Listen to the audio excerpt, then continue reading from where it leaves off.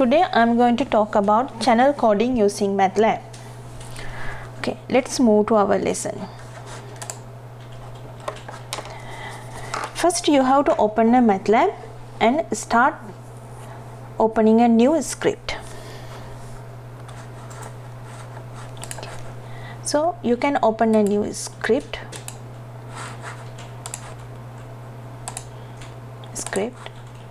and you have to save it.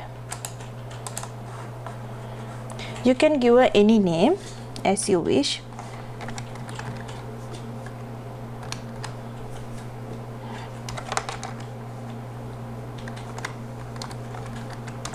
I gave example BPSK. You cannot use the space, you have to use underscore, or you have to type everything, all the text together. First I'm writing clear all. This command will clear all the variables. So all the variables what we used before will be empty now. Then I use CLC command to clear my command window. If there is something previously, then it will erase all the things and make it empty. So we are going to study about BPSK modulation, demodulation and BR curve generation. This is our Y is our output signal, X is our input signal, N is our noise. So this is the received signal using BPSK.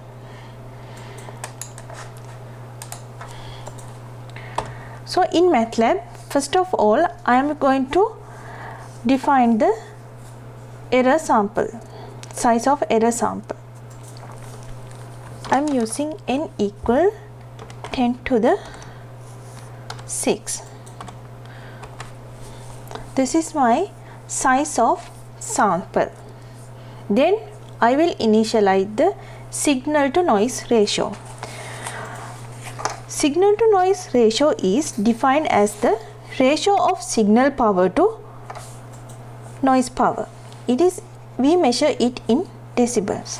We have to introduce the size of our signal. So n is the size of my signal, equal 10 to the power 6, and I put the semicolon, then it will not show. And then we will initialize the signal to noise ratio. SNR, that is signal to noise ratio, is defined as the ratio of signal power to noise power. It is in decibel. So in our project questions, question 1, it has given. I use the SNR equal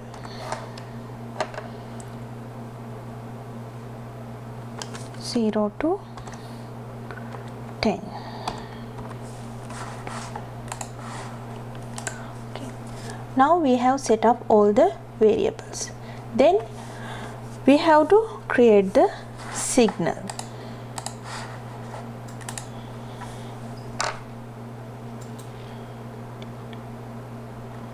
I use the word tx, that is the variable name, and I use the friend variable to generate the signal from uniform distribution, and size length of the signal is n, that means 10 to the power 6.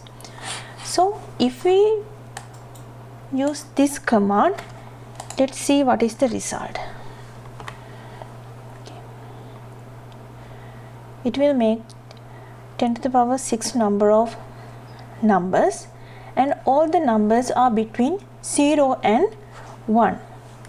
So I want to round, then I will get the numbers between 0, I will get the number exactly 0 or 1. We'll see.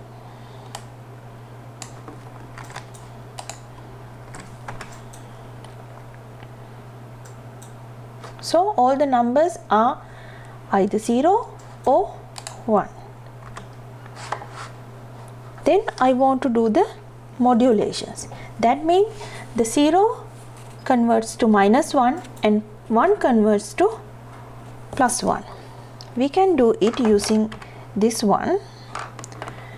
Okay, I use this mark to comment the code. That means it will not execute when our program is running. I make a note modulation. So my signal is Tx equal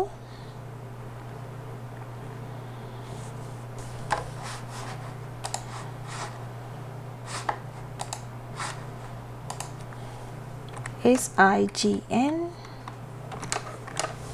Tx minus 0.5.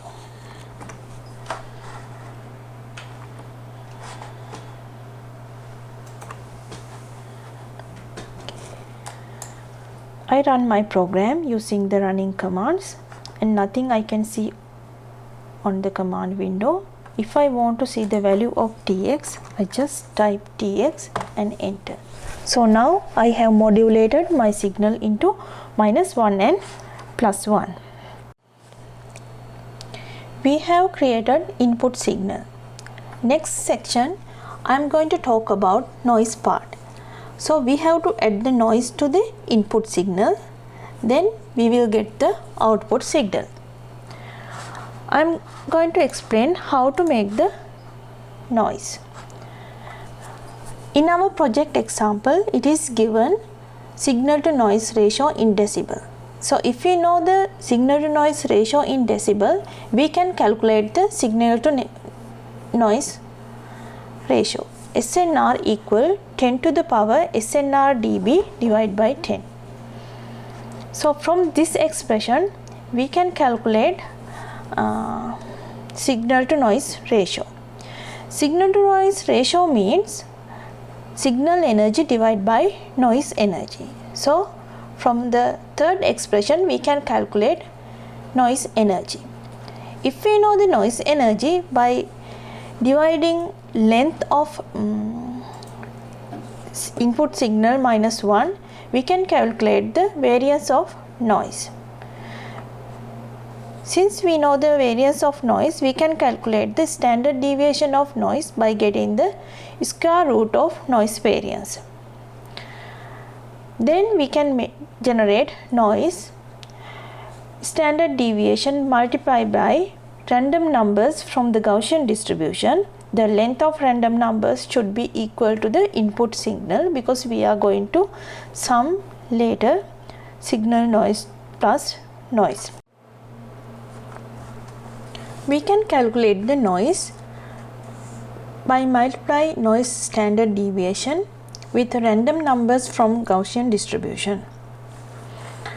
So noisy signal will be input signal plus noise. Now let's move to our script.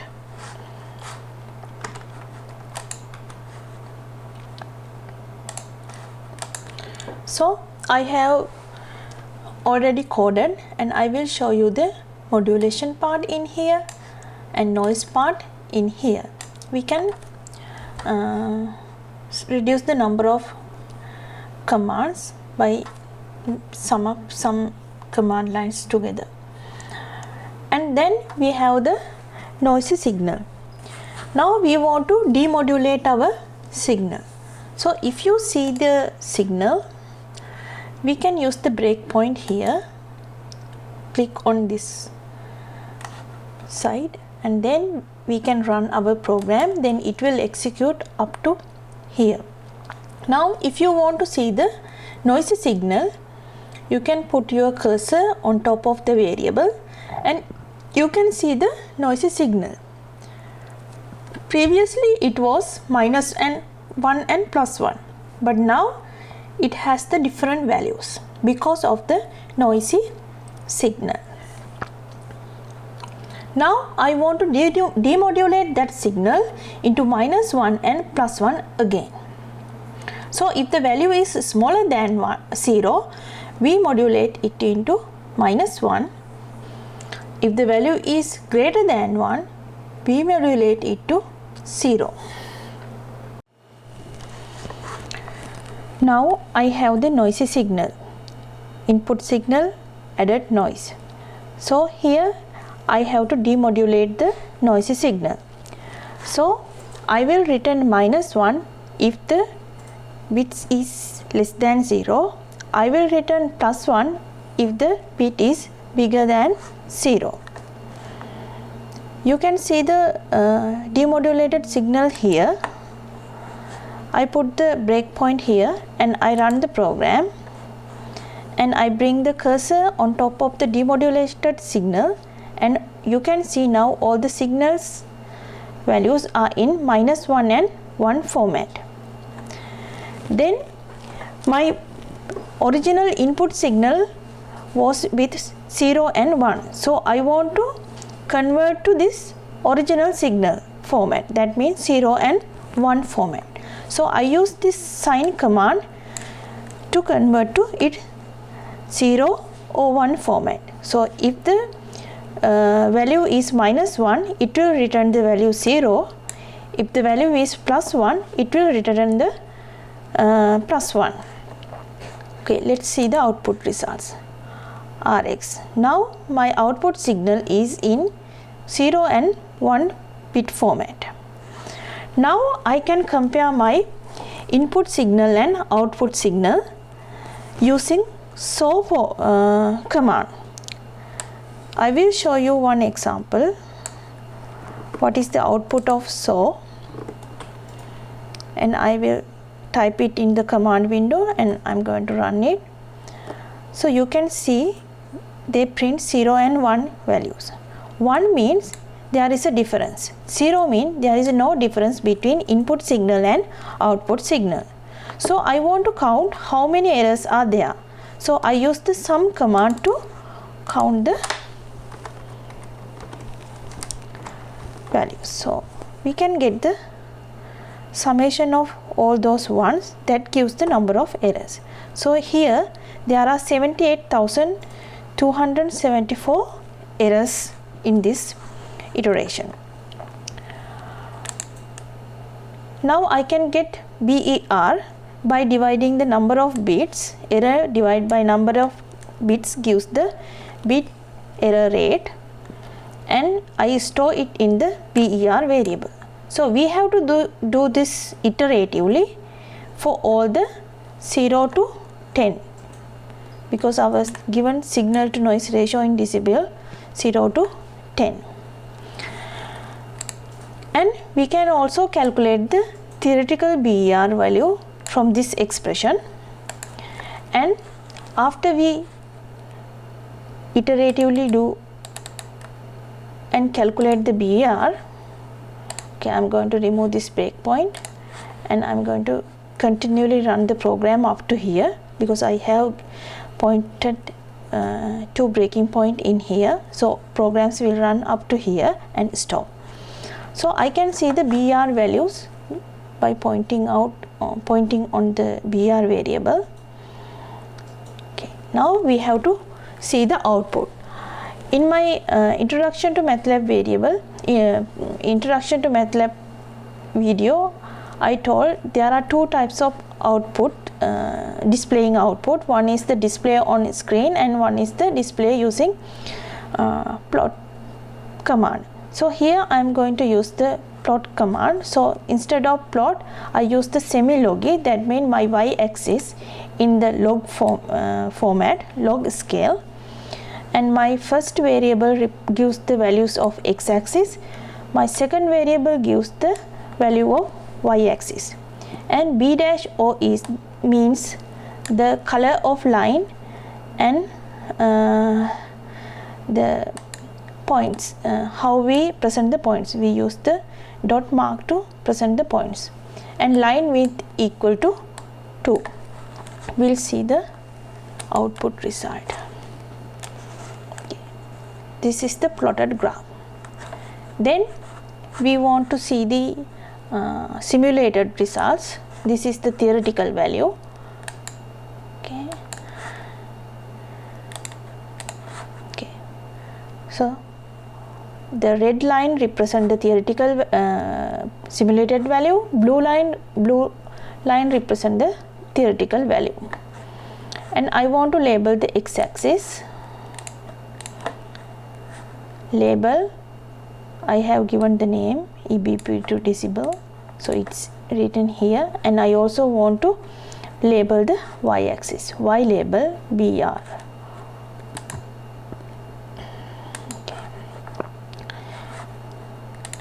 This is the output for BR curve using BPSK modulation.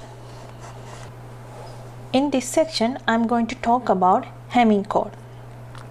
Hamming code is an efficient encoding scheme that we use to transmit binary message while protecting against corruption of the transmission. The Hamming code is particularly great because it will tell us not only the error occurred but also where it occurred. So in this video, I will discuss 7x4 Hamming code. In your project assignment, you have to do it for a 50x11 Hamming code. In 7x4 Hamming code, it encodes a 4-bit message using 3 parity bits by making 7 long bits. These 7 bits are arranged in a special layout plan. Okay, now let's implement Hamming code in Matlab. The Matlab script performs the following. First, you have to generate the random binary sequence of zeros and ones. Then group them into 4 bits and 3 parity bits and convert them to 7 coded bits using Hamming 7/4 systematic code. Then you have to add the white Gaussian noise. Perform soft decision decoding, compute the error syndrome for group of 7 bits, correct the single bit errors. Count the number of errors soft decision decoding, and you can repeat for multiple values of signal to noise ratio and plot the simulation results. With the Hamming code, we have 4 information bits and we need to add 3 parity bits to form the 7 coded bits. The coding operation can be denoted in matrix algebra as follows. We can represent the matrix C equal M multiply with G, where M is the message sequence of dimension 1 by K. G is the coding matrix of dimension K by N. C is the coded sequence of dimension 1 by N. So, G is a given matrix. You can get the G matrix from identity matrix of K and parity bits.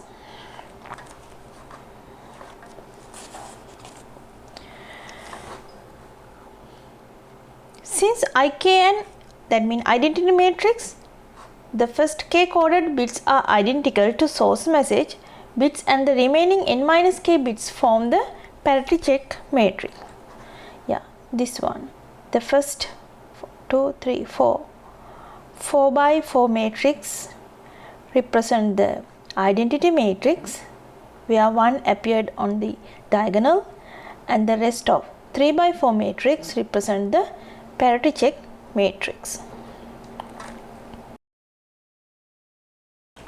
Okay, now let's go to the implementation using Matlab. First, we have to clear the command window to make it empty, and we have to clear all the variables using clear all command, and we have to define the number of bits. It's 10 to the power 6 in this example, and then signal to noise ratio in decibel. So this is from 0 to 14,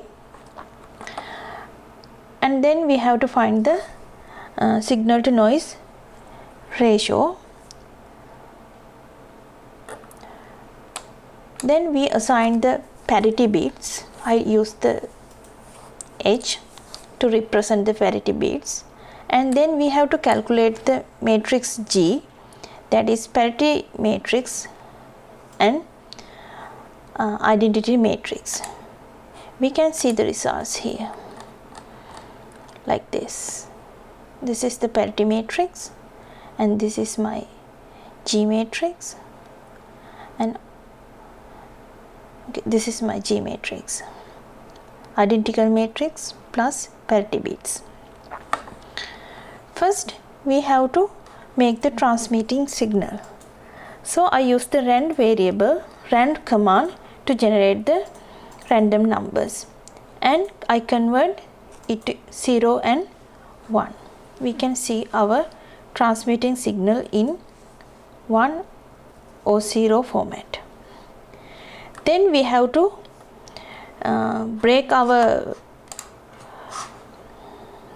transmitting signal to 4 length.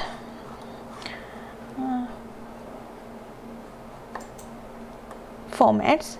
Then I can reshape my transmitting signal in 4 slots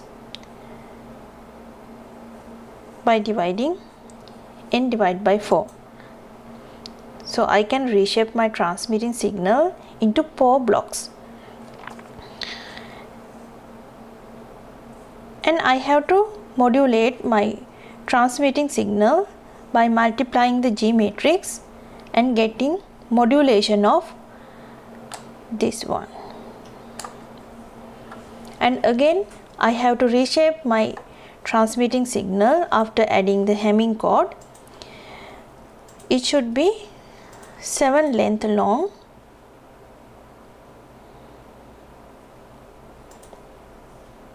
because we added 3 parity bits and 4 information bits, and now I have this much long transmitting signal after adding the Hamming code.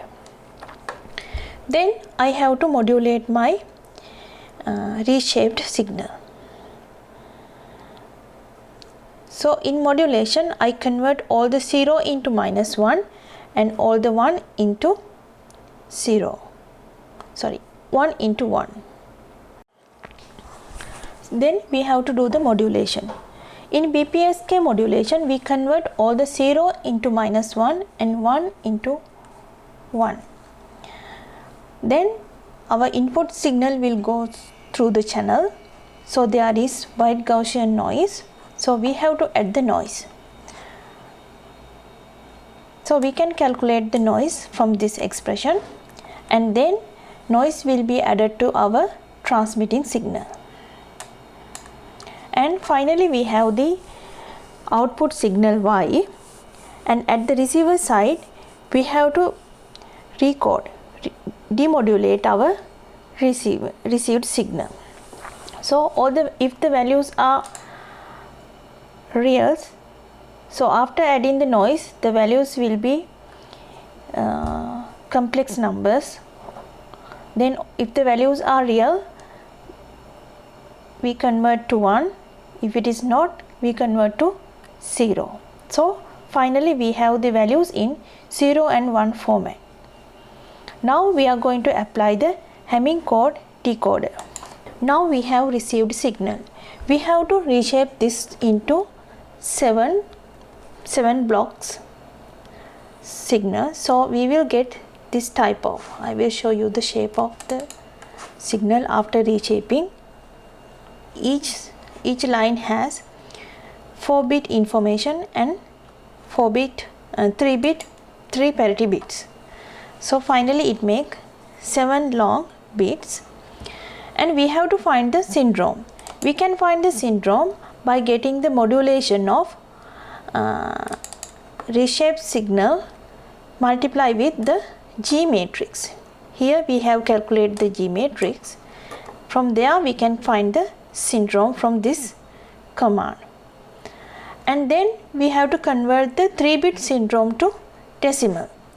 We can do it using this expression, this command. And to prevent the simulation crash we assign no error bits to parity. We have find where syndrome decimal equal to 0, and we make to 1. Then find the bits to correct. We can find the bits where we have to correct it, and then finding the index in the array. We can find the index of the array from 0 to n divided by 4 minus 1, transpose of this matrix multiply with 7 by adding the correcting index. Then we correct the bits by making its opposite. Then we calculate the index of data bits from this expression, and we can calculate finally the reversal. I mean, we reshaped our signal, so we can make it to the real signal. So we have the input signal and received signal after Hamming decoding. Then we can find the errors, number of errors from this expression.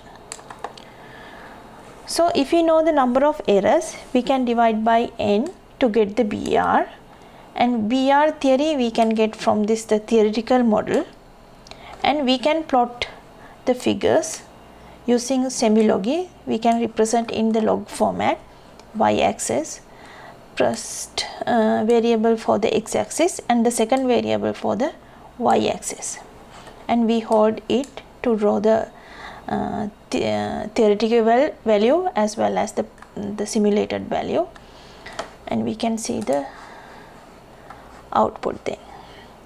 That's all about the Hamming code using 7/4 Hamming code decoder. So you can implement it using 50/11 Hamming coding. Thank you for listening the video. Have a good day.